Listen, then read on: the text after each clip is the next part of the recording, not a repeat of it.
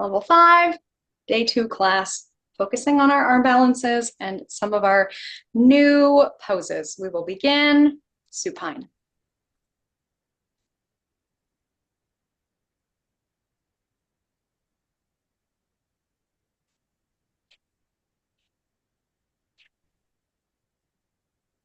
So we have probably come to this pose before. We're familiar with all of our various opening meditations, but I will still give us the option. It's useful to have a reminder, right? We can do our traditional relaxation, feet and arms wider than the mat, palms up, letting our feet roll open. Or maybe today it feels more comfortable and more cozy to be in a variation of constructive rest, planting our feet so our knees either point up or even knock in. And we can take hands to belly to be more aware of our breath. We come into our 3-part breath here. We can use counting if we like to turn it into our equal ratio breath. Inhaling, 1, 2, 3. Exhaling, 3, 2, 1.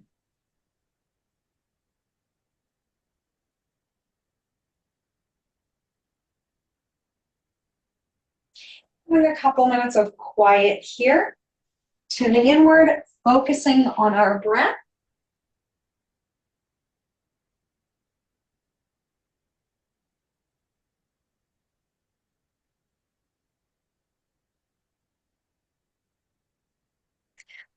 Reminding ourselves of our 3-part breath,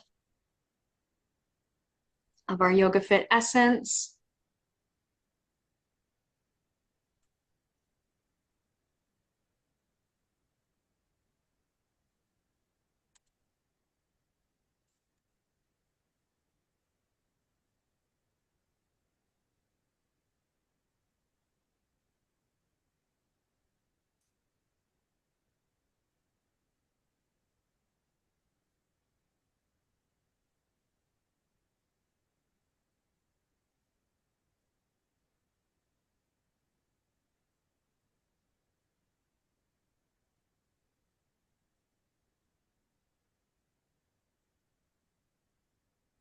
Sometimes when we first come to our yoga mats, our minds are quite scattered.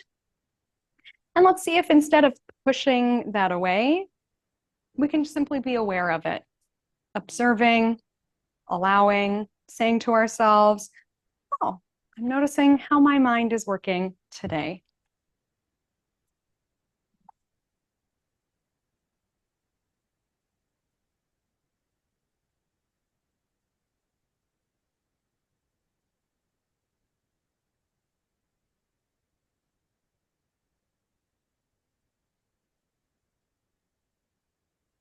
And let's start to engage more of our core breathing, or Mula Bandha. So you don't need to go anywhere or do anything. We can take hands to belly if that helps, but we don't have to.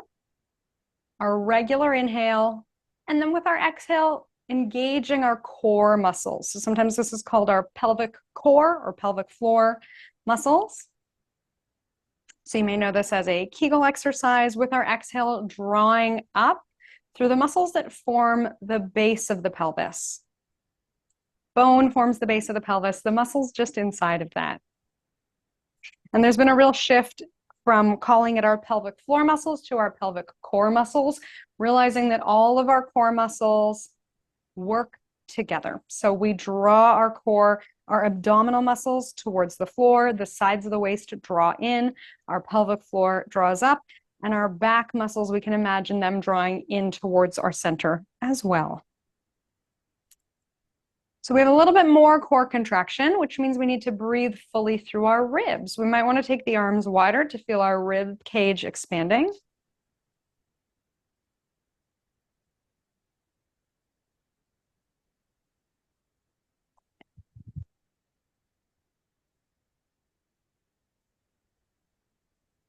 And let's begin our movement. So from constructive rest, let's invite some sort of intuitive movement in, whichever way we feel the body really needs to move now.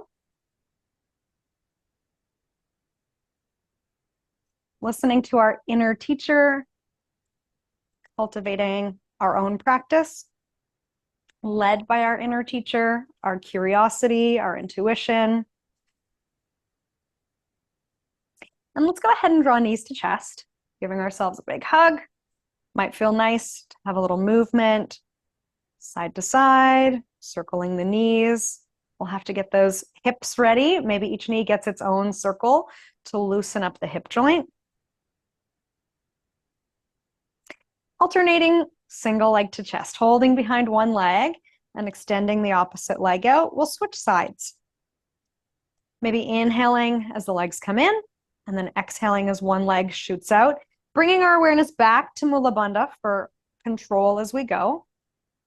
And then let's engage the muscles of our feet as well. So we might like to do Barbie feet here, or flexing the feet or pointing the feet. I'll get back into our Barbie feet in just a second, but let's make sure that the muscles of our feet and ankle are engaged.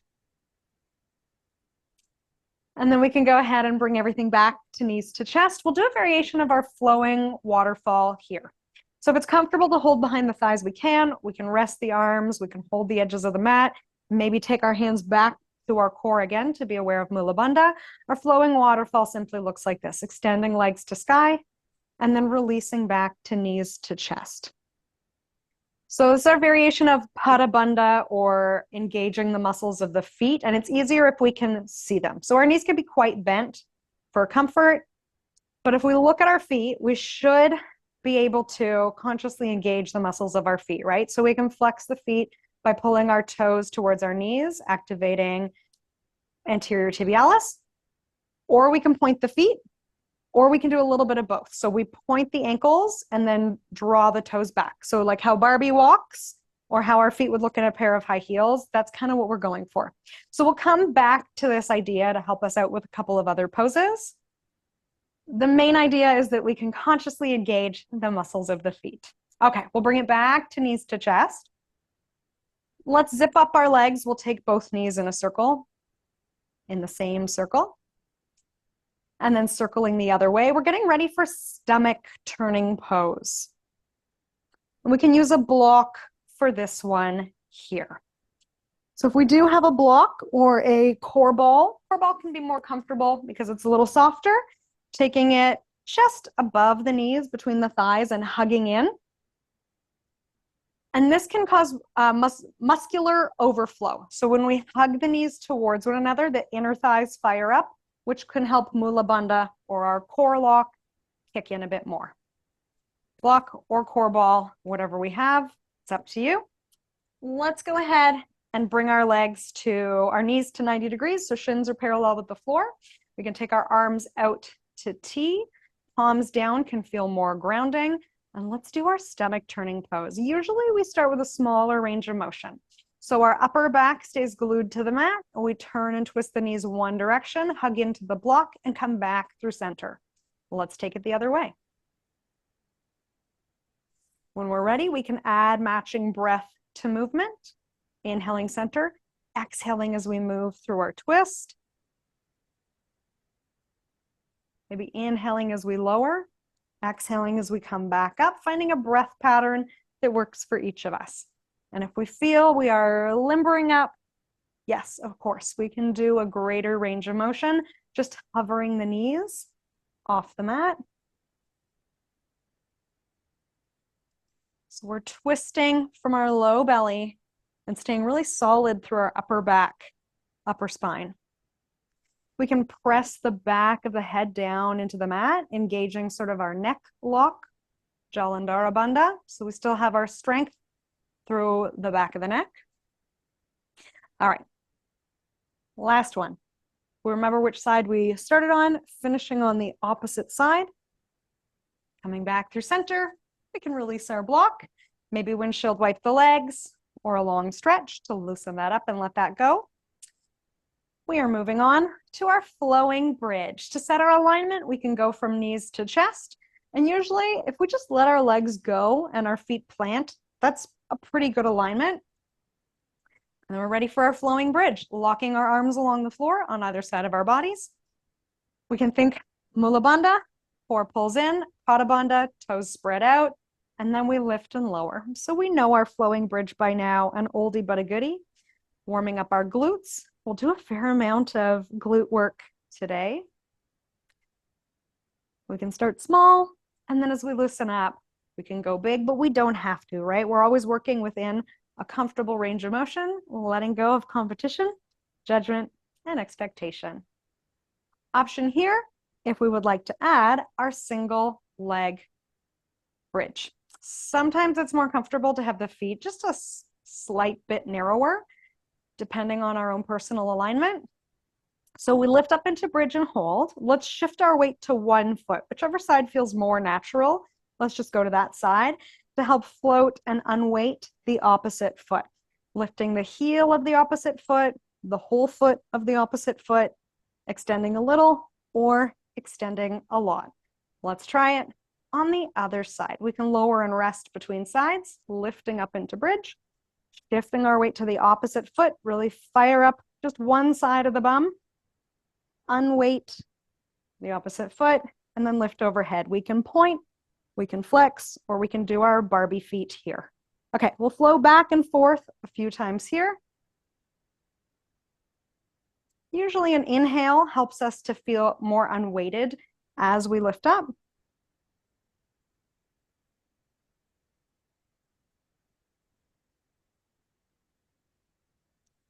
And we can go ahead and lower down. Let's loosen our bodies up. Again, we can do knees to chest, windshield wipe, or anything else that feels right at this time. No rush to do so, but we will meet in child's pose. So when we're done shaking it off and realigning, we'll make our way to child's.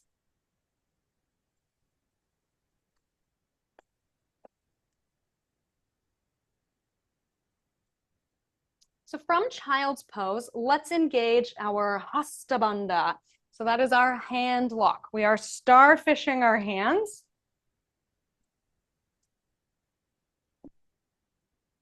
Engaging the muscles of our hands, fingers, wrists, and forearms. Sometimes we picture suction cups here instead of splatting and flattening the hands. A little air pocket underneath the palm as we press our body weight into our knuckles.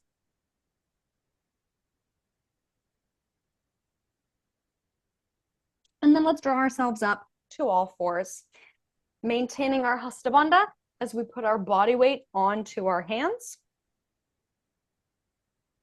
Maybe imagining we're about to do 100 push-ups, that same level of strength we would have in our hands will stay strong as we move through cat and cow, flowing at our own perfect pace. Choosing our own favorite variation of cat and cow. And now maybe you've never done cat and cow before. I will walk us through. So we are pressing the earth away, rounding our spines into the shape of a rainbow as we breathe in. Breathing out in the rainbow and breathing in as we shine our hearts forward.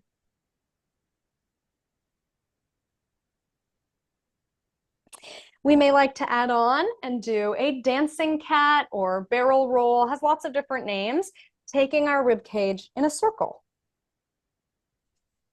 And we can have a lot of freedom of movement with this here, shifting our body weight front and back, side to side, spiraling in all directions.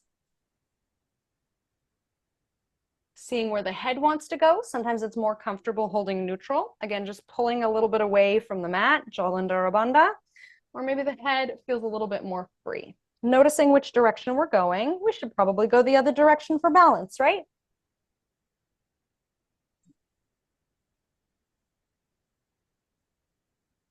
Seeking out in there any areas that are feeling particularly tense or tight, moving more slowly through this kind of uncharted territory. And then we're ready to come back through center. Let's do some rotation on all fours, a variation of thread the needle. So maybe we want to recheck with our wrists, our Hasta Bandha again. And I'll show you with my left hand. I think it's just easier if I face you to begin. So to set our alignment, our core, our balance, I'm going to push more firmly with my right hand. Without locking out the elbow, really firm press down through my knuckles. And then I'm going to unweight and free the left arm to twist open. Inhale. And then with my exhale, similar to cat pose, draw the belly in, Mula Bandha, as I thread the needle. And that's our flow. Inhaling up and exhaling down. So there are a lot of moving pieces here. I'm pressing down through both feet and one hand. I'm controlling the rotation from all the muscles of my core, even the back. Working the back of the left shoulder as I lift.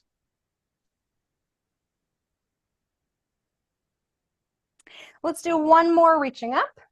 Inhale, stretching in opposite directions, pressing down, reaching up. And then we have the other side. We'll bring it back through all fours. Might feel nice to circle one wrist. Firmly planting the left hand down, pushing into all of our left knuckles. Unweighting the right, we're ready to go.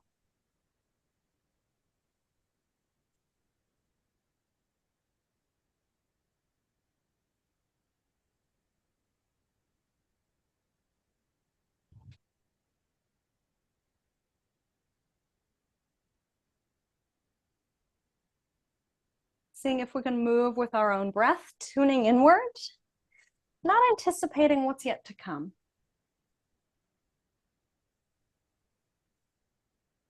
Okay, last one here. Again, we pause at the top, stretching tall, reaching down. And let's make our way back to all fours. And again, child's pose.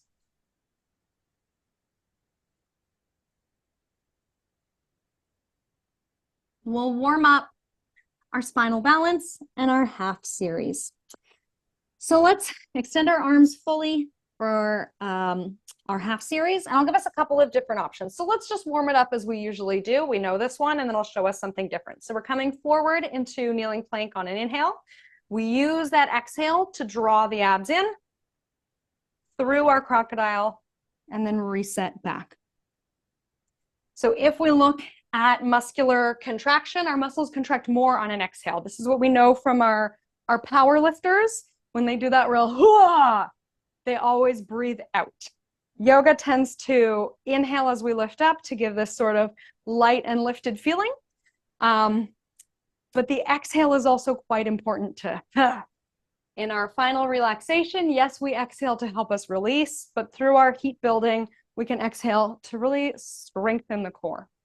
All right, if we would like a funky little reset for our shoulders, we can use our block, and I'll show us how this goes.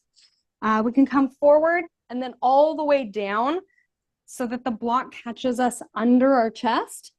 And we kind of have to reset our shoulders into a neutral position and then press back up. So this one is good, and I'm realizing I didn't set my block quite right. I needed a higher block. So this one's good if we tend to tip forward or get hunched up through our shoulders. We use the block underneath the sternum to loosen up our shoulders and maybe reset ourselves. This is where it can help to have a mirror or something. And then press back up from that neutral position.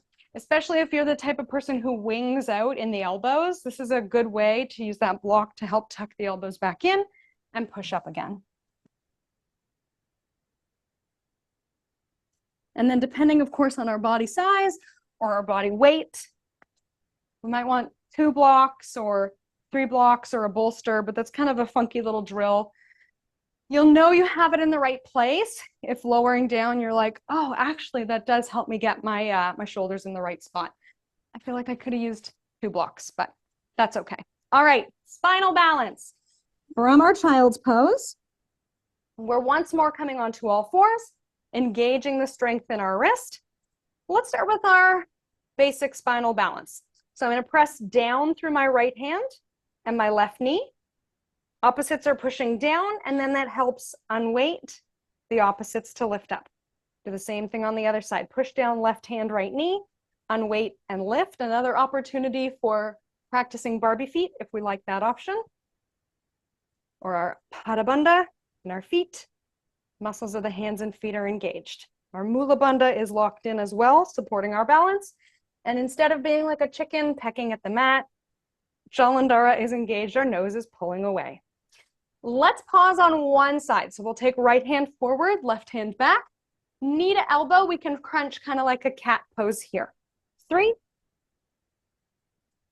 2, 1. And then let's switch to the other side. So we got to switch it up like our cat pose. We exhale as the knee comes in. That helps make more room. Left hand forward, right foot back. Inhale to reach. And exhale, knee to nose. Pull the belly in, tuck the belly away. Last one. All right, let's rest and pause in either down dog or child's. We can shake off the hips or any other movements that we know and love in our downward dog or child's pose. And we're ready to make our way up to mountain.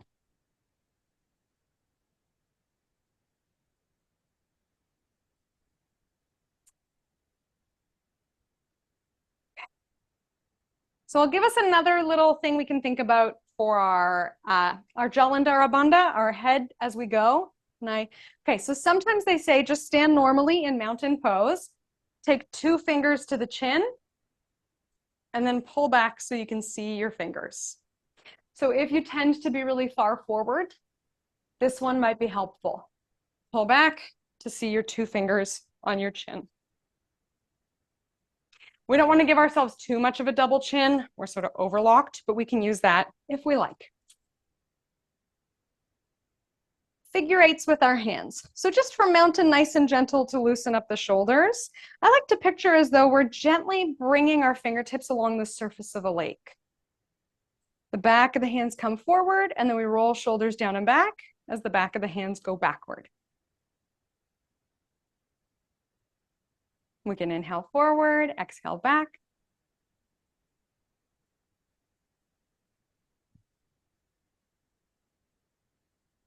And then we'll bring ourselves into a neutral mountain pose, maybe a little bit more open and confident across our collarbones than our usual standing posture.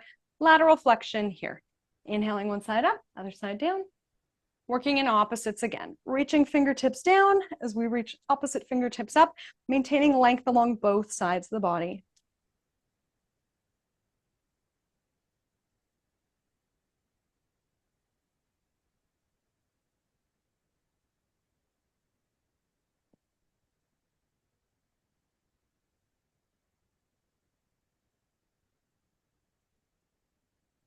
Come back through neutral.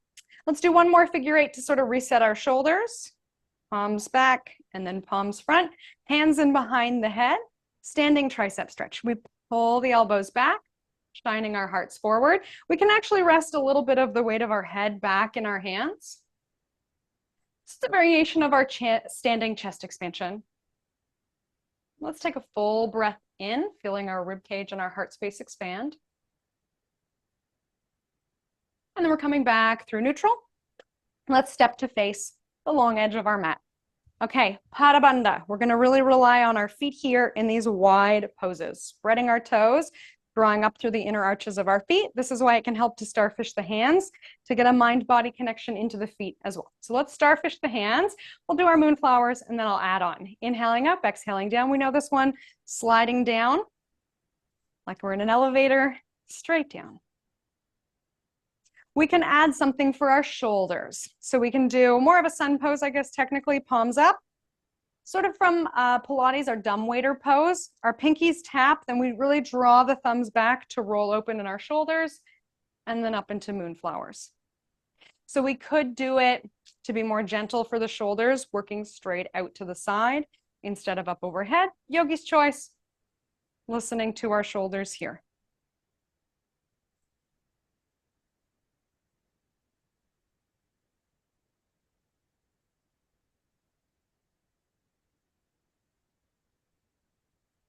All right, sunflowers, if we would like to circle the shape of the sun, hinging forward, pressing those hips back. Maybe feeling it in our IT bands, pressing down through the outer edges of the feet and the big toe joint. Last one here, we'll reach tall and then meet in sun. Balancing our arms out. Let's do one more dumbwaiter to reset our shoulders. Thumbs draw back, and we're stacking roughly hands over feet. We'll work our Pada Bandha a bit more. Inhaling as we lift our heels, exhaling as we lower if we want to flow with our breath. We can do both heels together. Strong toes, strong mula. Got to draw that energy up. Again, we might be causing muscular overflow. As our heels come up, our inner thighs kick in. This might help our mula bandha kick in. Okay, we'll take our hands to hips or thighs. We can turn our toes even a little bit more forward, and we'll do a side to side lunge variation of Skandasana.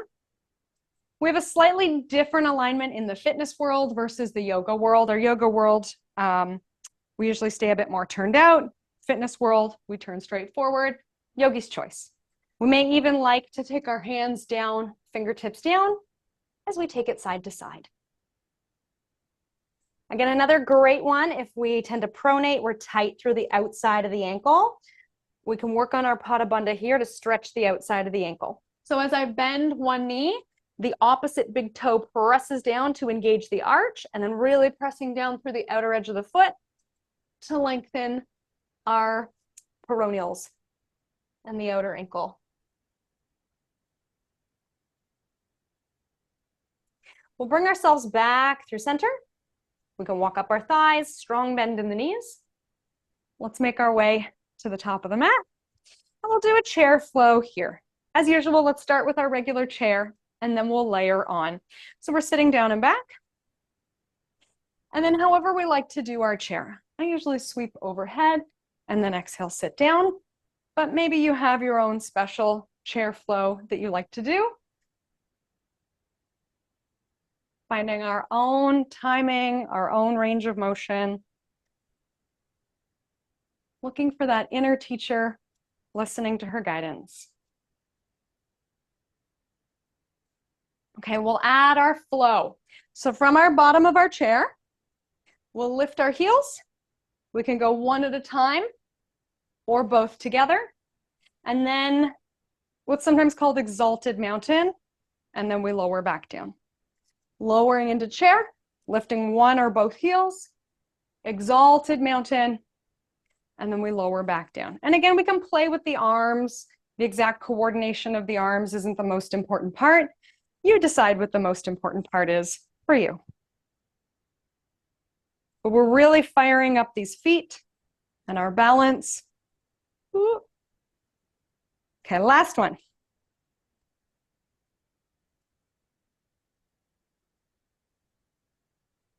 Oh, wonderful. Okay, we are warm. We are ready for our sun salutations. And for today, I'm actually just going to say, let's lead our own sun salutations. I hope you're at the point where that is something you like to do. If not, you can just monkey see, monkey do and follow me. So we'll start at the top of our mat, as we always do, moving with our own breath, our own range of motion, our own comfortable rhythm to life.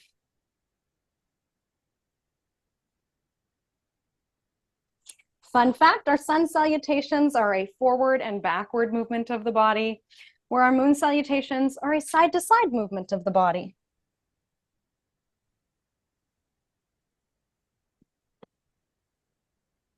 There are many, many variations of sun salutations, and everyone, of course, has their own preferred way of doing them. So let's let that preference shine. Maybe there's a way that we could let our personality shine as we do our sun salutations. Drawing upon our signature strengths, or thinking about which kosha needs some nourishment today.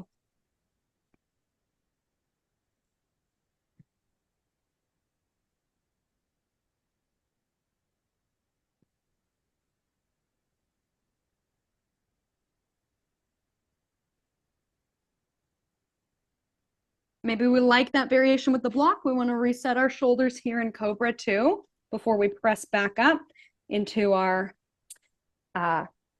reverse plank and child's.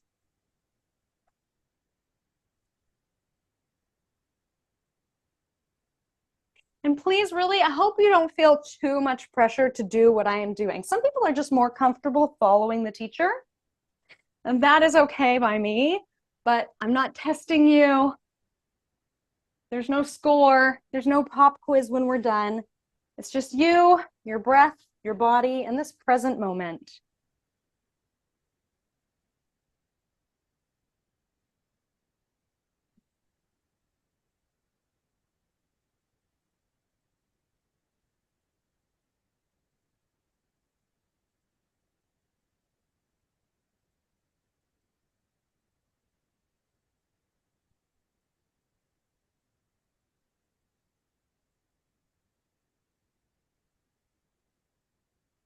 Okay, let's do maybe 1 or 2 rounds more, depending on how quickly we're going. We can add a twist, we can add a hop.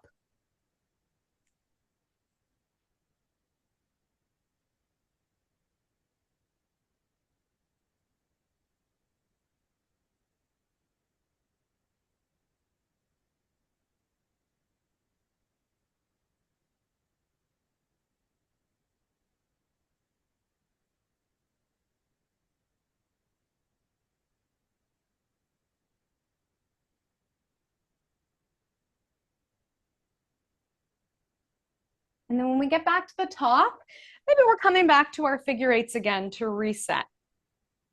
So taking our time, if you were the first one to finish, we have something to do. And no rush, if we're still finishing up our last round of sun salutations, taking our time.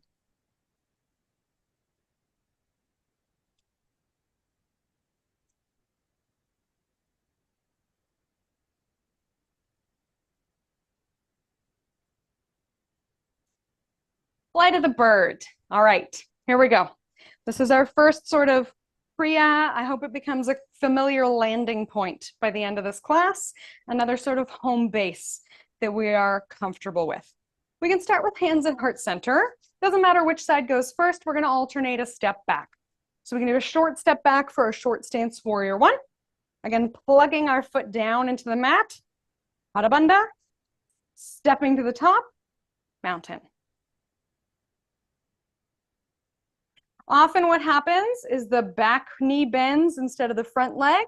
We won't hurt ourselves, but it may be helpful to look down and check out our coordination. Front leg bends, that means it's loaded and strong so that our balance will be easier to step up to the top. If we're looking for more, we can add a bigger step, we can add our cactus arms, we can add a bit of a back bend in the upper back. Let's be careful that we're not kind of flinging the body back or flinging the pelvis forward. So keep this tall posture, or maybe it feels even more like we're running a race. I think this one is good if we draw sort of from the fitness world where we would be doing an alternating lunge in our boot camp class. Let's keep this kind of tall, strong posture. If we would like to hold a giant beach ball overhead, or maybe we're thinking again, our boot camp class, a Swiss ball overhead, we can have this lift in the upper back, tall and proud. Again, can we let our own personality shine here? What would the 8-year-old version of ourself look like doing this? You know, that inner self that shines so brightly often in children before we learn to hide it away.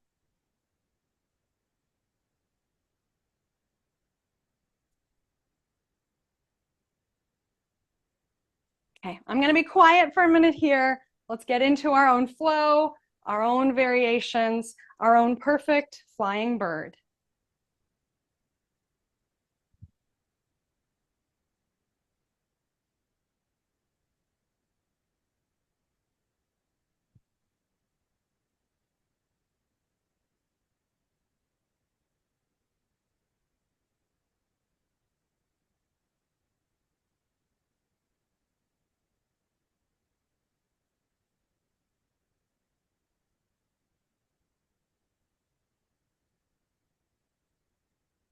I'll give us one more option. If we want to incorporate a bit of a cardio, more of a Kriya kick to our Kriya, instead of our usual flying bird, if we would like to hop and switch the feet. Again, drawn a bit more from our boot camp classes. We don't have to do this, but we can. Finding arms and a rhythm that works.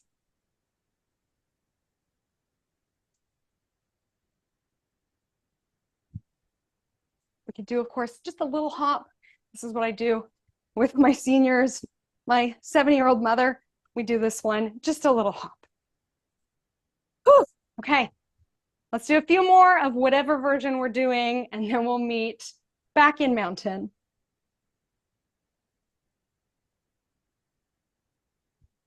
All right, we're gonna get that fire going. From mountain, we'll actually continue with our step back, but we'll do a short stance warrior one. So maybe we're taking hands to heart center. Oh, and we might want to block. Okay. Hands to heart, and I'll cue us right and left. So let's step the right foot back into a short stance warrior one. We'll reset here in a familiar position. We can take arms overhead if we're feeling conventional. We're gonna finish with pond pose. We might actually like to flip our palms forward, more like our pond gesture. Okay, we did a whole bunch of movement. Steady ourselves, coming into the present in stillness. 3-point balance. We'll make sort of a triangle between our front hands, our hands in front of our foot, left foot, and our hands make 3-point balance. So if we wanted to block just to bring the floor a bit closer, we could do that. Let's unweight the right foot. We'll inhale and lift. And this crunching motion that we've been working on, we'll do it here. Drawing knee in, a little bit of a cat shape, and then extending back. We could point the foot, or we could do our little Barbie foot. I have also seen this done with a little hop. So if we love plyometrics and jumping, feel free to do so. We do not have to. Your butt will burn tomorrow, I promise. All right, we'll bring ourselves to monkey. So let's drop this foot and bend our knees. So just sort of equalize our blood pressure. Coming into a flat back, Jalandhara Bandha. Let's make sure the back of the neck is smooth here, pulling the nose away from the earth. Maybe we're coming up to thighs. We could have more of a bend in the knees. We can turn this into airplane. Strong through the upper back. And then let's return to mountain. We'll do a little flight of the bird to reset before we do the other side. So let's just do 3 times on each side. Flying bird, yogi's choice as to the variation we want to do.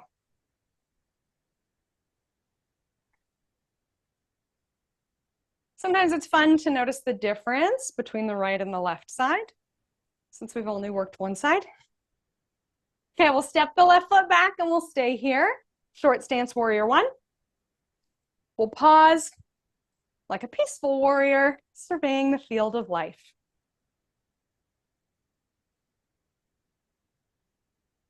Okay, we know where we're going, but it hasn't come up yet. So let's focus on the present. And let's greet this pose on the other side as though we've never seen it before. It's totally new. We might bend the front leg, climb down the front thigh. In our 3-point balance, we could be using 1 or 2 blocks. Kind of like our warrior 3 pose, but with blocks. And then we activate our left glute, our left foot. Instead of that foot flopping around and that glute flopping, press down into the earth, a little cat back. We're going to drive that knee in. Inhale to extend. Drive the knee in. Lots of mula here.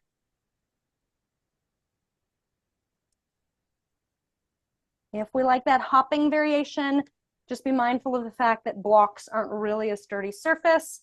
We can have a flat hand, ideally. That might mean that our front leg is really bent.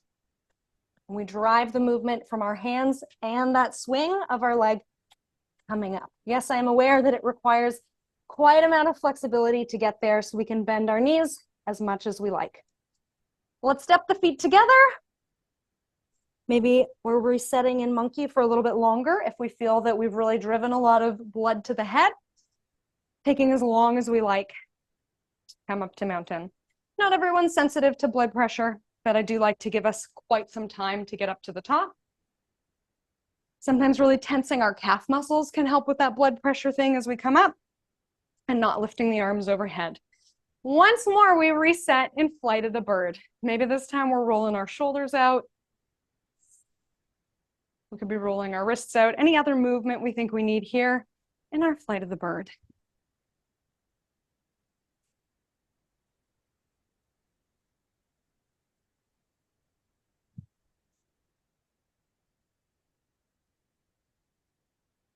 Okay, back through center. Let's come to chest expansion. We'll give ourselves a thumbs up. We're doing a great job. Draw those thumbs back like we're double hitchhiking, shining our hearts forward. And we'd be moving in 2 directions, planting those feet down, lifting crown up. We can stay here for our chest expansion if we like. We can reach back, arms straight as an arrow, or yes, we can interlace if we like. But let's be careful we're not kind of chopping our wrists in half, punching the wrists straight.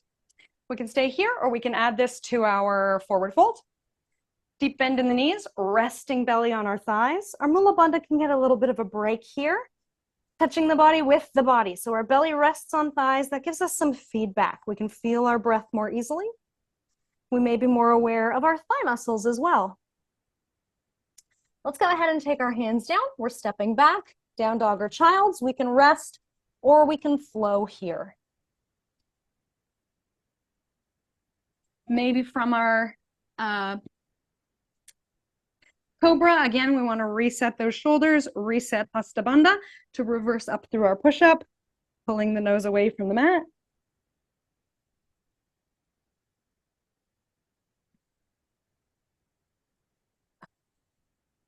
And let's move into our warrior series. Let's lift the right leg high in three-legged dog, driving knee towards nose, and then stepping our foot between our hands. We'll climb up and spiral open into warrior two. For today, I'm going to mirror you. You don't have to fix your feet, but we'll have the right foot at the top of the mat. Let's stack, hand over foot, and then we might need to kind of work things out. This is our first warrior two of the day. Sometimes we like that adjustment to lift the heel or lift the toes, and then plant the foot down, spread the toes. Sometimes to wiggle our fingers can help us settle in, or roll those shoulders down and back. Any of these little adjustments, we'll know it's the right adjustment for us if we feel this sort of going on. Another opportunity to stretch the outside of the left ankle. Mine have been very tight lately. That's why I'm so aware of it, I think, in our cueing today. We have our block if we want it, but let's make our way into side angle. So we can use our own thigh, our own body, as we extend into side angle, making our spine straight and our body a strong diagonal line. If we want to go low, we're taking our butts with us. Let's circle that top arm. Loosening it up, up, around, and back. We can drape our arm in behind. So left hand to right back pocket. Might feel good to look down and look up, loosen up the neck. We can press the tongue to the roof of the mouth for more stability in the neck. To turn this into our triangle pose, we simply straighten the front leg. Let's see if we can pull up from the core, pull strong from Mula Bandha, putting only 1 pound of weight on our right leg.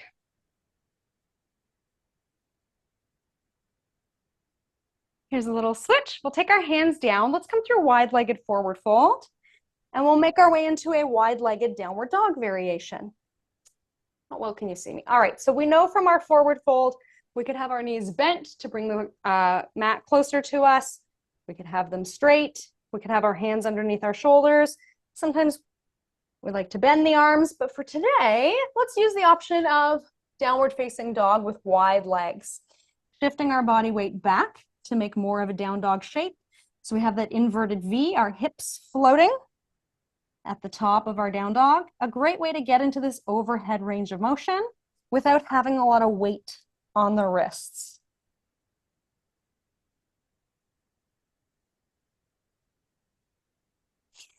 Before we get too comfortable, we got two sides, don't we? So we're gonna pivot to the back of the mat. Our left foot is in front now for our warrior two. And we're spiraling open up to the top. Again, these same adjustments. We can lift the toes, spread them out and plant them back down, lift the heel, whatever helps to get us landed into our warrior two. We may like palms up. Sometimes that's a bit gentler on the shoulders.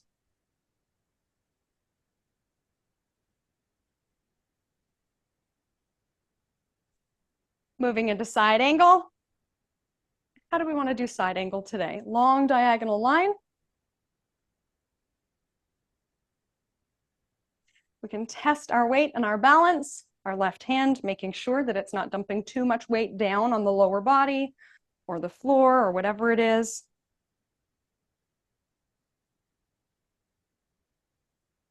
Let's circle the top arm, 3 big sweeps, and then option if we would like to leave the arm draped in behind. Yes, we could bind, we could use a strap. We have lots of options here. And for today, let's turn this into triangle. We keep the hips high as we straighten our left leg.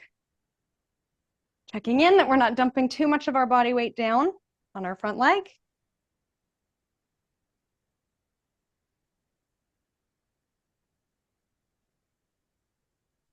And we'll try out our wide-legged forward fold, downward dog variation to transition back to the front of the mat. Walking hands to the wide edge of the mat.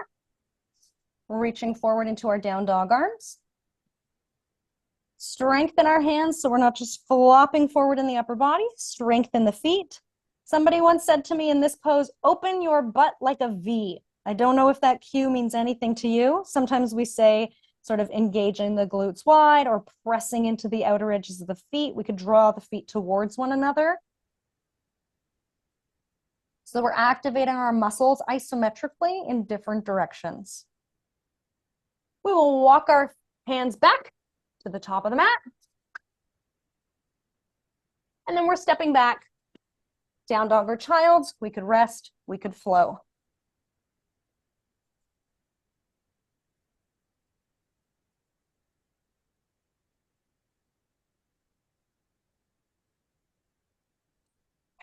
All right.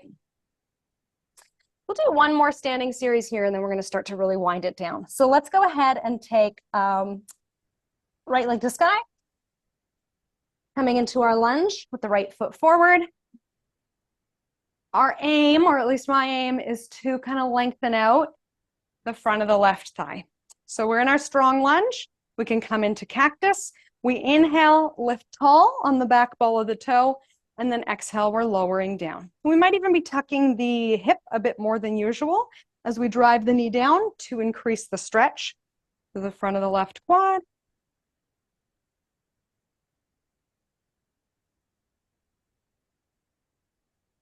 Let's hold at the bottom. Coming into sort of a humble lunge variation, or we could also be in our warrior one back foot. We'll come up and hover in warrior three. So again, another option to practice that lifting up sensation, strong through the back of the body. If we remember that movie Dirty Dancing, when she has to have a lot of backline strength. Let's trust ourselves, challenging our proprioception and our balance as we're stepping way back into lunge again. We'll take our hands down and we're ready for the other side. Stepping back with the right, let's lift left. Taking our left foot between our hands, coming on up into lunge. Cactus arms, and we flow. Inhale up, exhale down. So we could make this another kind of Kriya if we wanted to do it for a prolonged period of time, building sweat. This kind of split stance sometimes is more comfortable for the back knee than a warrior one. So we can pay attention to that in ourselves. We'll lower down. And we'll make our way into a humble variation, airplaning the arms back. Our back foot can be in this kind of lunge step or a warrior one turnout, yogi's choice. And we're going to take flight, strong through the back line of the body. Our glutes are working, muscles through the upper back are working, back of the neck is working. Making sure we're still breathing. Let's see how far back we can stretch that foot. It's easier to just put the foot down, tougher for our balance to reach way back. And then we'll step back. Down dog or child's. We can take a moment to breathe.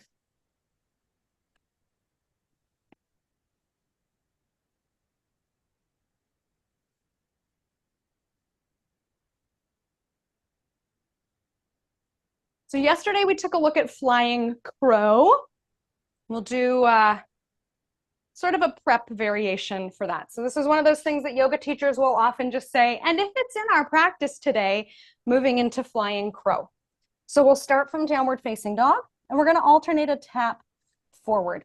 So right knee to right tricep tap, and then back to down dog. Left to left tap, and back to down dog. We could just be stepping forward, like this would be our much more modified version.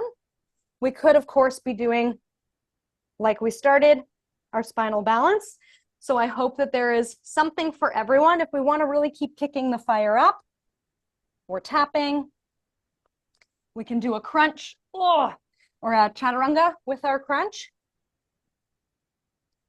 I have seen a variation where people will take the knee to a block instead to build that same level of strength. And if it's in our practice, taking right knee to right tricep, lifting up into flying pigeon, magically. Pausing, and then resetting on the other side. If it's in our practice, holding left, flying pigeon, lifting up, and pausing. Flying pigeon, flying crow. We haven't made it to flying pigeon yet. All right, if we would like a little rest for our wrists, we can sit in child's with the palms up for a moment here, or we can be circling out the wrists. Okay, our dragon. There be dragons. Let me give myself a little more room. So we haven't done too much work to warm up our hamstrings, so I'll throw one more in here for hamstrings. Let's go ahead and lift the right foot into three-legged dog. We'll draw knee to nose, and we're coming into a kneeling lunge, prepping ourselves for flying dragon. Sometimes we get a little too focused on the floor as we're doing these things, so I think it can be helpful to have a tall position in between. We could have our hands on blocks, but let's stay wide and open through our collarbones.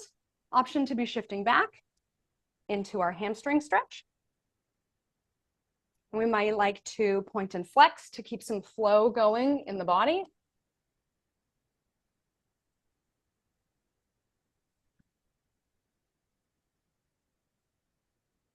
And then we're stepping forward into dragon. So we can take our right hand underneath our right leg. Dragon is a favorite often for hip glute med, the outside of the hip stretch, as opposed to hip flexor stretch, outside of the hip stretch. So we could stay here. If we want to fly into our flying dragon, we kind of have to lock the tricep into the rib cage, just like how we were prepping with our block and our half series. So we're going for those crocodile chaturanga arms in here. Okay, let's see how we do. So we're gonna shift our body weight forward.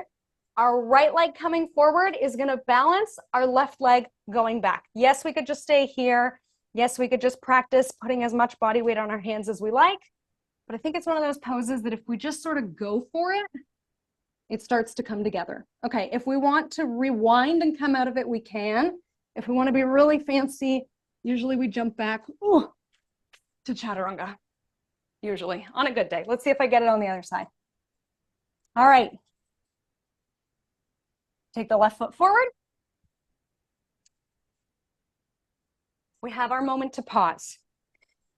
I think arm balances are a great way to practice staying in the now. We have to let it go. We're not dwelling on the past. Whatever, that pose is over. I used to have a teacher who would say, it never happened, which would drive me crazy. I'm gonna add one more word to it. Imagine it never happened. I think that's easier for a lot of us to deal with it. What would this pose look like if the first side had never happened? Let's start fresh. Let's see how we go. We're gonna step back, half split or half Hanuman. So we're warming up the back of the leg for our arm balance.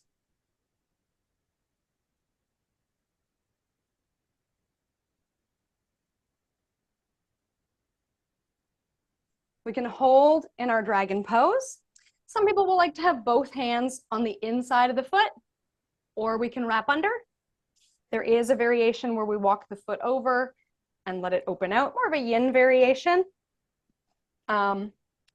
Not so much designed for like a strength kind of vinyasa class, but you may see that out there just because it really loosens up the hip, and we're going to save that for mountain 3. Okay, if we want to fly, we got to tuck that elbow in, and let's see if we can just trust ourselves. We're loosened up, we're ready to go. Left shoulder under left leg, which might mean we have to get quite low. We reach one leg forward, the other leg back. We could have a bend in both legs if flexibility is a bit of a concern. And we can rewind out of that, coming back down, taking one leg in and the other knee down, or maybe we are magically hopping back into chaturanga. Oh.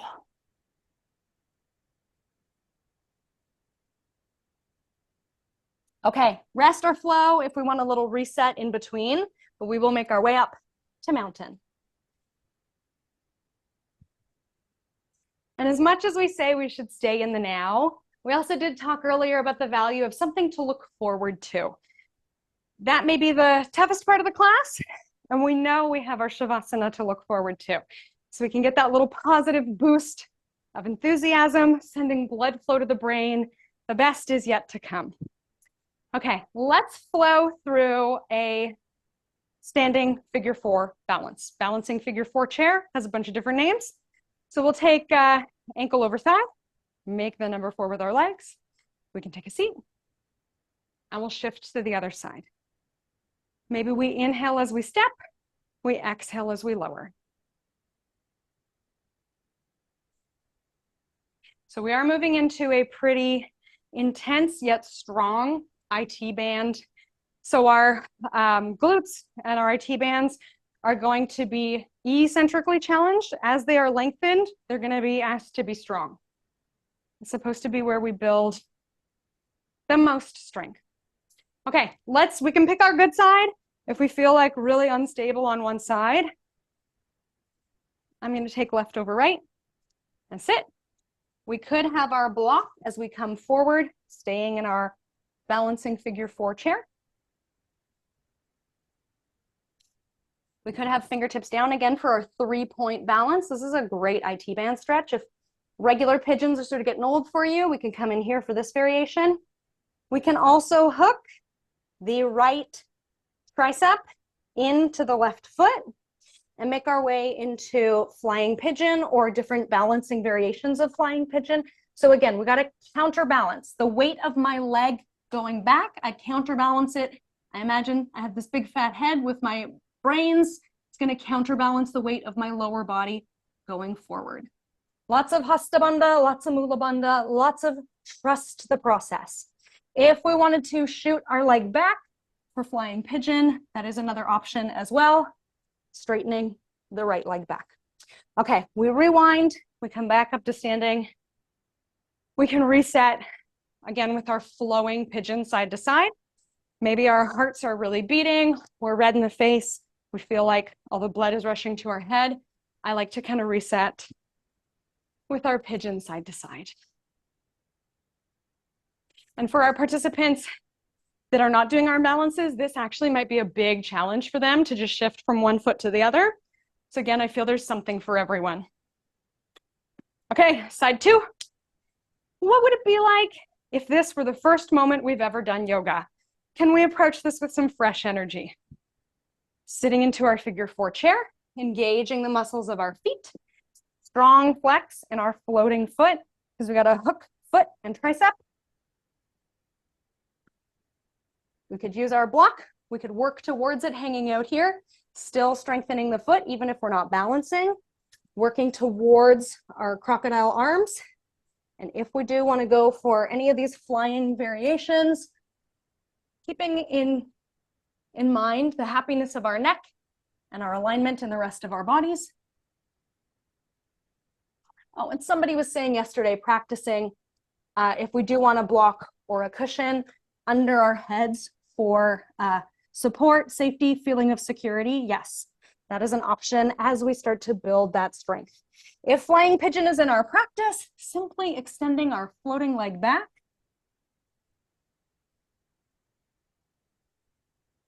Maybe tapping off the mat. And this is another one. Yes, we could be jumping back into chaturanga or rewinding, bringing one leg under the other and resetting. Let's come to flight of the bird. Another point of meeting, feeling balanced, resetting, tuning into the messages that our bodies are sending us. So our brains may be sending us all sorts of ideas, thoughts we have about what happens after challenge, beating ourselves up or congratulating ourselves. Let's get beneath that. Let's get beneath that to the messages that our bodies are sending us. Can we tune into digestion, respiration, feeling of our hearts beating? Any kind of flight of the bird, it's all good.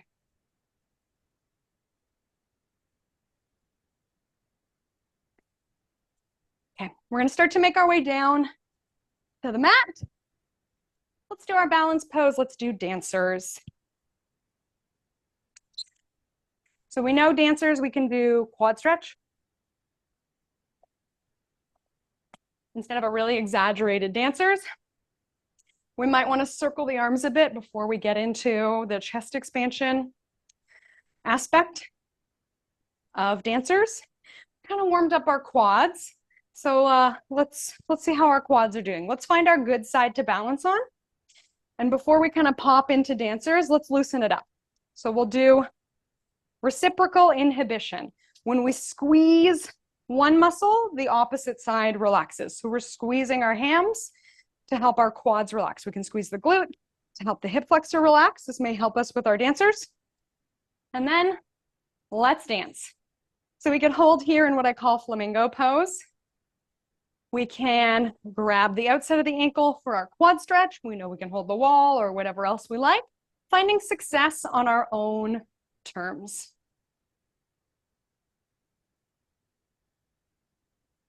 Can we be open-hearted in our own way, celebrating our own dancer's pose here? Okay, so if we tumble out, we're gonna reset because we always want to train success. Our bodies remember the last thing we did. So if every time I fall out of a pose, I go, okay, I'm done. My body learns if I want to be done, I just fall out, I give up. So let's say we fell out, we reset, we get one moment of success. We train our bodies for success. Okay, let's do the same thing on the other side. Testing out our quad, our hamstring, squeezing the back, loosens the front. If we feel like we want to show off, maybe that's fun for us. That's okay. Just keep our egos in check. Finding a way to celebrate our own unique gifts in dancers. Do you feel like a light and lifted person, a steady and grounded person? Maybe perseverance is your skill. But if we tumble out, we reset, we train success. We go, ta-da, see, I knew I could do it. And then with control, we come on out. Okay, layer up, drink as often as we like, but we'll make our way down to Vishnu's pose.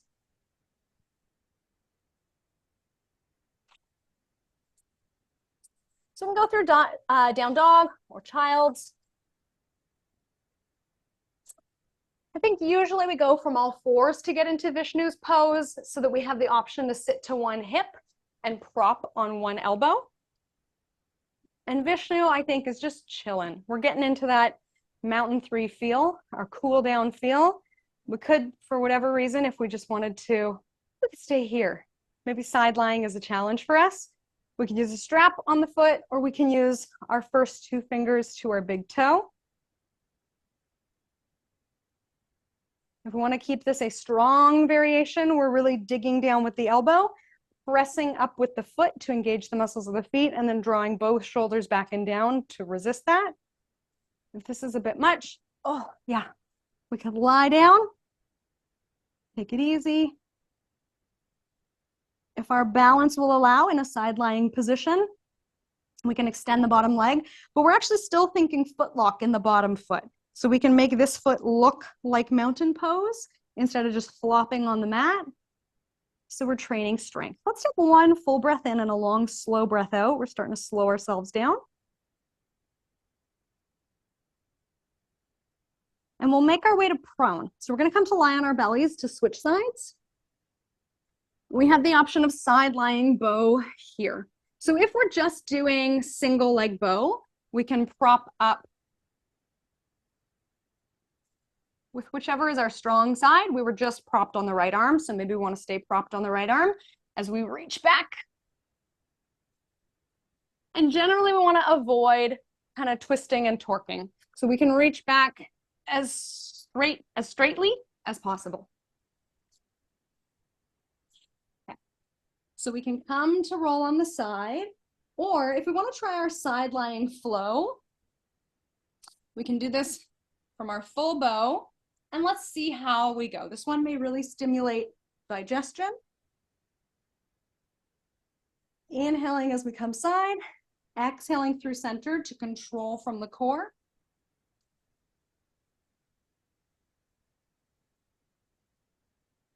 Okay, and then the fun part, we're gonna finish on the opposite side to come into Vishnu's pose on the opposite side. So this may be a nice way for you to transition. And if you only did single bow, don't worry, I'll give you a chance to do single bow again. Okay, so our Vishnu's pose, maybe we're propping the head, maybe we're propping the legs, maybe our legs are bent, maybe they're straight. We've got lots of places that we could go with this. I will flip, so I'm with you. Vishnu can be totally chillin'. I don't know if this is applicable to anybody, but sometimes there's an ex-cheerleader in the class. They may prefer to hold the heel, or dancers who want to hold the calf. I can remember the Sanskrit words, but I can't even remember the name of this body part. Okay. It's my calf. All right, let's take a full breath in, a long breath out. Our second chance for dancers if we would like it. So if we only did dancers on one side, we'll prop on the opposite side and do the opposite side. We can do our side lying dancers. And if we haven't gotten a chance to try flowing back and forth, yes, we could be flowing back and forth with our both leg hold.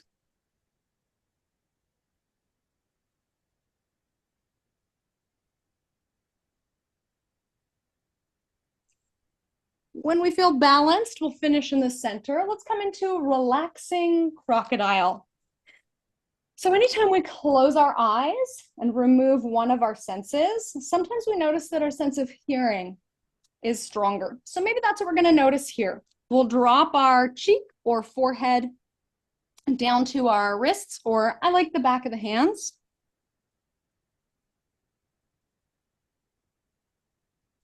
Some of us may also prefer a block.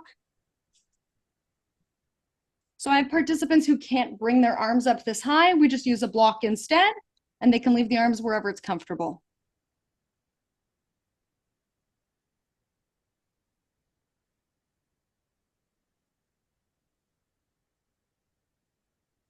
Tuning into listening meditation here just briefly. Do we notice the sound of silence, the pauses between sounds? And maybe we have an emotional reaction to silence. Using this time simply to perceive without judging.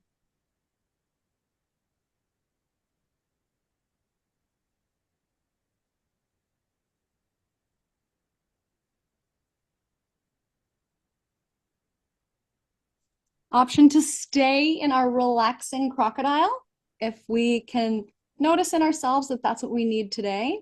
If we'd like to move into sea creature, we can take our feet and plant the tops of the feet down, engaging our quads, engaging our core. The mat against our bellies can sometimes be really helpful for drawing our abdominal muscles in because we can feel that we're pulling them away from the mat. Somebody once said to me, imagine that the mat is like an ice cube and we just want to pull our bellies away from it because it's cold.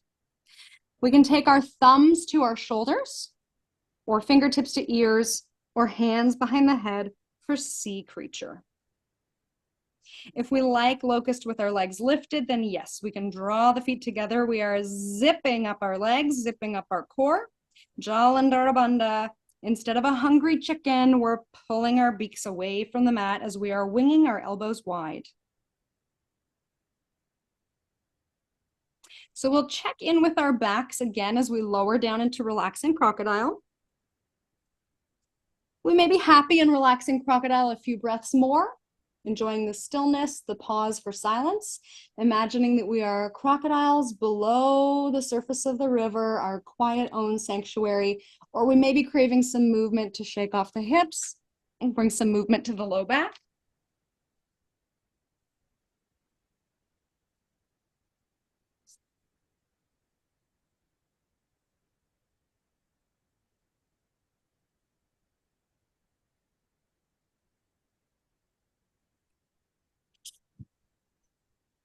And as we're ready, we'll bring ourselves to a seated position.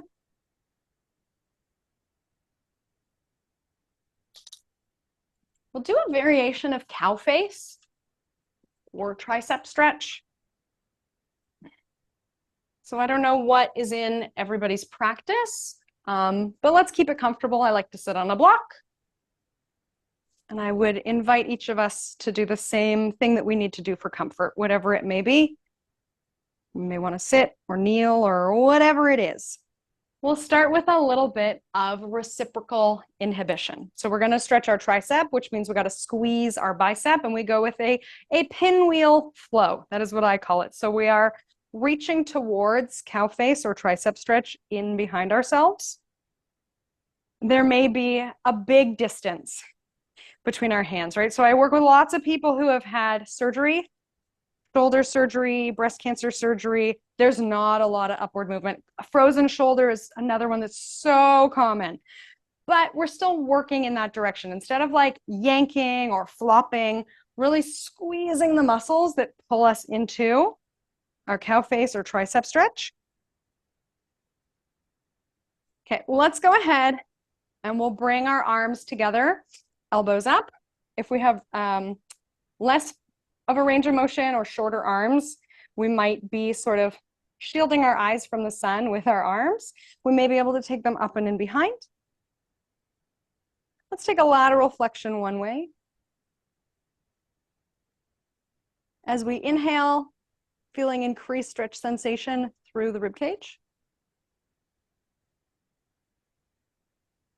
We'll take it the other way. Let's make it balance.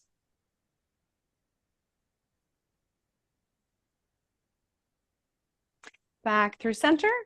I tend to lose the blood in my hands, so I like to reset. Maybe we pinwheel again. Let's come into our cow face arms. So if we like a tricep stretch, we can have hand to elbow, resist the movement. So as my hand is pulling, my elbow is pulling back. I can still be squeezing my bicep to help relax my tricep. I can engage the muscles in the neck, pressing my head back into the arm. If it's back there. I know for everyone, it will be in different spots. And then yes, if it's in our practice to reach and wrap, we can clasp our hands, imagining ourselves looking as cute as a cow's face.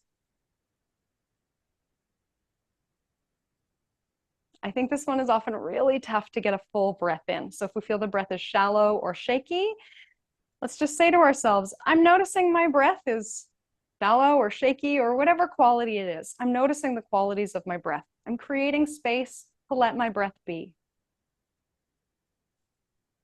We'll do it on the other side. We may like to pinwheel again to loosen the shoulders and reset. Let's see what happens on this side. Can we bring a sense of curiosity, openness? My hand is pulling, but my elbow is resisting. I can be squeezing my bicep,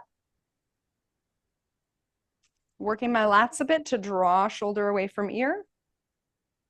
If we want to do our cow face, we could have the hands way open, right? So I can be holding the back of my shirt and just sort of faking it.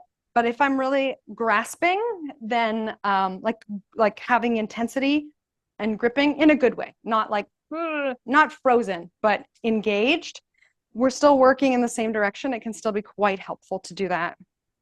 Okay, we're noticing our breathing, even if it isn't what we would like it to be.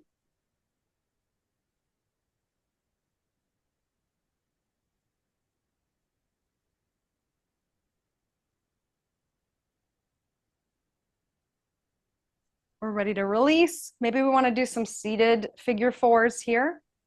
Again, to loosen up or anything else that we would like to do to be comfy. We're ready to make our way to a supine position.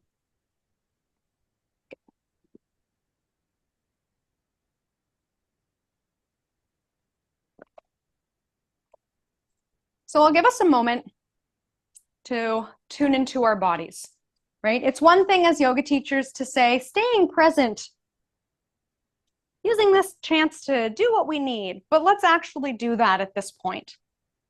I think that each of us knows a favorite stretch. Let's do whatever that favorite stretch here. So we're going to have a self-led end of mountain 3.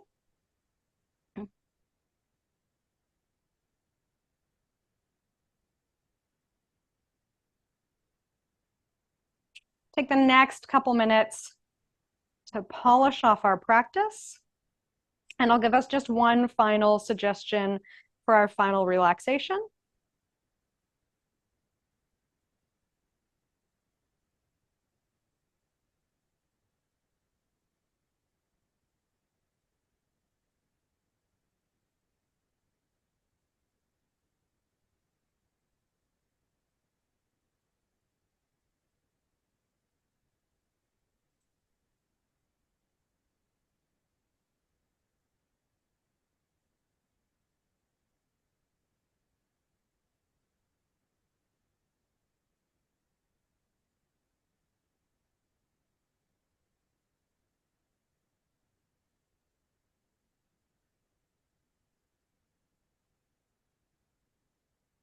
Take as long as you like, but I will tell us where we are going. As much as we say, let's not anticipate the future too much, some level of predictability can be quite stress relieving. So if you're, twisted in a pretzel and plow or some sort of pose, take your time, but I will demonstrate pond gesture for us. So we can start from our constructive rest like we did earlier today. Knees can be up. Knees can be knocked together. I think it's really the arms that make it a pond gesture. We can do touchdown arms. So we make our body like the letter I. Legs can be straight. That's sort of our fullest range of motion, I guess, in our pond gesture. Or we could have the elbows bent a little bit closer to cactus. Knees can be bent. So earlier I cued doing our warrior 1 with palms forward. That's kind of what we're going for. We could also have our elbows bent, maybe more like a ballerina, with our hands floating overhead, resting on the mat. We may even be doing it more like our sea creatures, our arms, hands behind the head. I call this one stargazer's pose. So we can imagine that we are lying out in a grassy field on a comfy blanket just after dark and the stars are coming out. So that would be our stargazer's pose. And then our pond gesture. The hands are not under the head. Okay, so making our way to pond gesture or any other comfortable position for final relaxation. We also have that relaxing crocodile variation for our final relaxation if we'd prefer to be lying prone. Sometimes that's more comfortable for the hips, the back. So I'm giving us creative license to come into whatever pose will give us stillness, right? We know yoga is not about the poses. It is about something deeper than that. Finding some positioning of the body that will help us to get deeper than the body.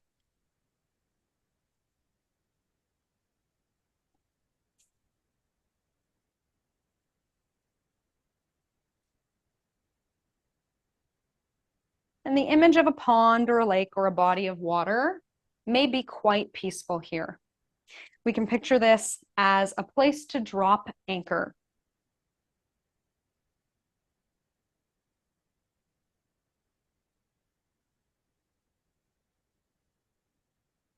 Anchoring our bodies here in the image of a pond, a lake, an ocean, a river. It may be deep or shallow, blue or green, muddy or clear.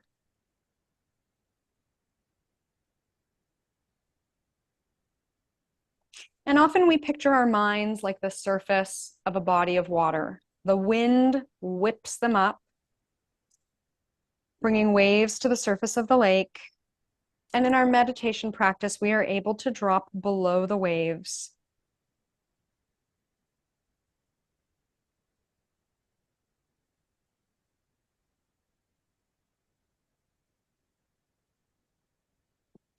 Coming into the stillness in our own mind, coming deeper than the material body or our thoughts or our feelings. to a place of perception, observation, intuition, a place where we feel safe to dream.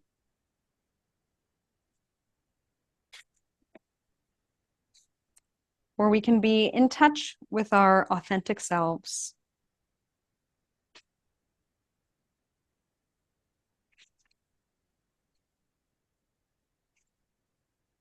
Coming into our Vijnanamaya Kosha, our wisdom body, and our Anandamaya Kosha, our bliss body. I will read to us from the 4 agreements. I invite us to forget everything we have ever learned in our whole lives. This is the beginning of a new understanding, a new dream. The dream we are living is our own creation. It is our perception of reality that we can change at any time. We have the power to create hell on earth for ourselves, and we have the power to create heaven. So why not dream a different dream? Why not use your mind, your imagination, and your emotions to dream ourselves into our own personal heaven? Use your imagination, and a tremendous thing will happen. Imagine that you have the ability to see the world with different eyes whenever you choose. Each time you open your eyes, you see the world around you in a different way. Our eyes are closed now, and we can open them to look inward.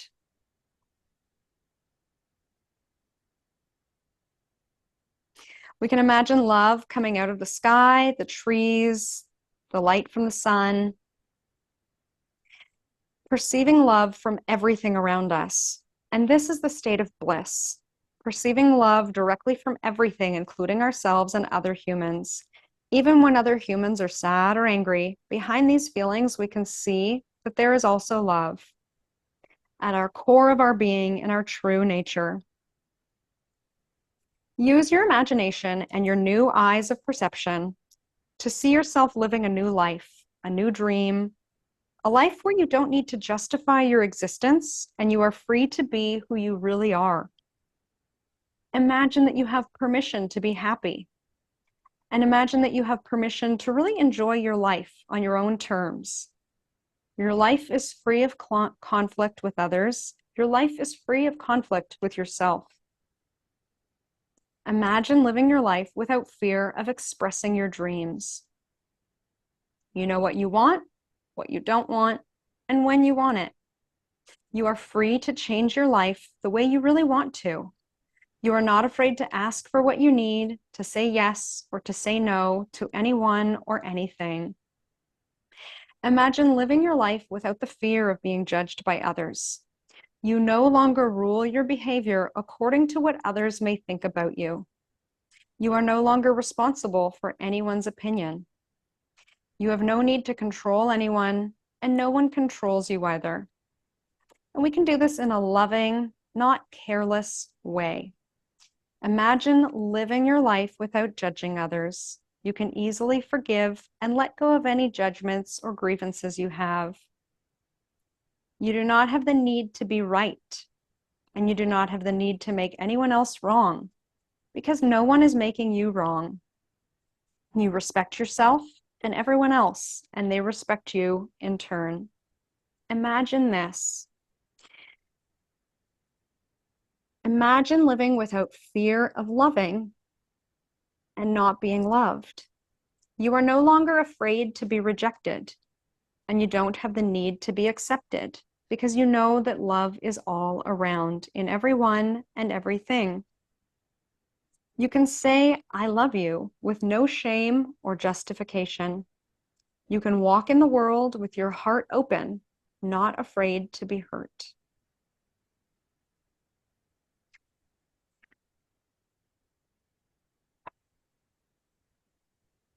Imagine living your life without being afraid to take a risk and explore.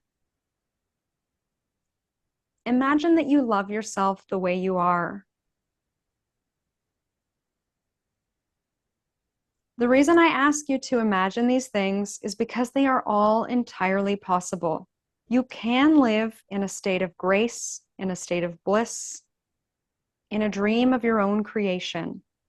We already do live in a dream of our own creation, but there is a better one. Love has the ability to put us in a state of bliss. And we do this through our perception of love wherever we go. It is possible because others have done it and they are no different from you. It is possible because in times you have done it and it is in you.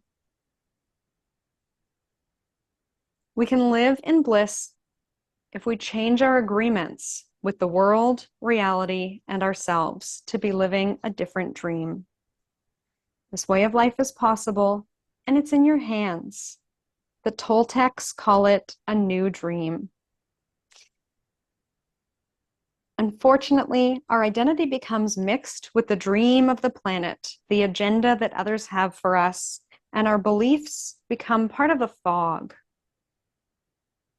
But it is possible to choose a new dream.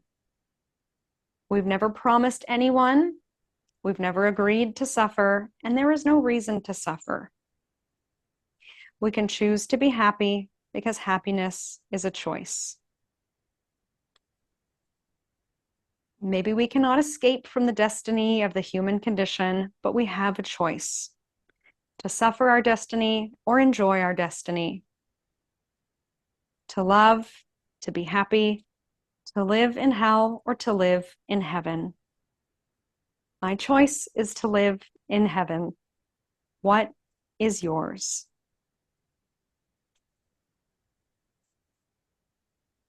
Focusing our attention on our lungs as if only our lungs exist. Feeling pleasure when our lungs expand to fill the biggest need of the human body, to breathe. Taking a deep breath and feeling the air as it fills our lungs. Perceiving that the air is nothing but love. Noticing that the connection between the air and the lungs is a connection of love. Letting this new perception be the beginning of our new dream. To breathe gives us pleasure. To breathe is an opening to happiness and to enjoyment of life. To breathe allows us to feel alive, to feel pleasure to be alive, and to have a connection to love with each breath.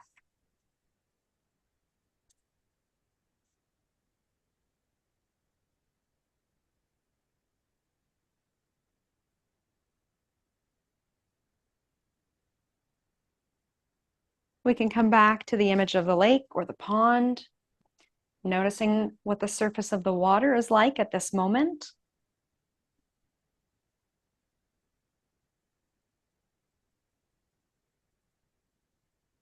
Noticing if there's been any shift in the weather on the lake, under the surface, or in ourselves.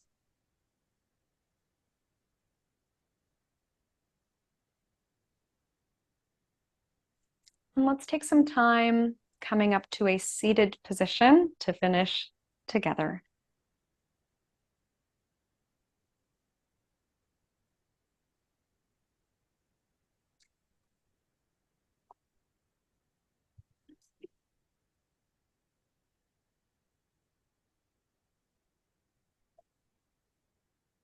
Realigning our spines, we can picture our chakras balanced and stacked. Tuning into our koshas, our physical body, our energy body, our mental emotional body, our intuition and our bliss, picturing our koshas balanced, all parts of ourselves integrated and whole. Let's inhale, arms up to sky, and exhale, hands to heart center. Taking a moment to thank ourselves for being here today. Thank our bodies for everything that we are capable of doing. Silently thanking everyone else for bringing their energy and spirit into the room today.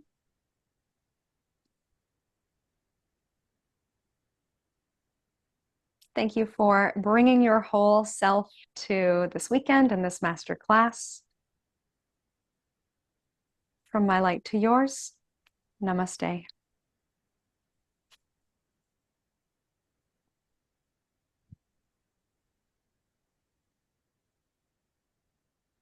All right, so we have the opportunity to do a little journal, maybe about our intuition or our dream. Let's take, we'll come back at 1/4 after and we'll have a little chit chat about class.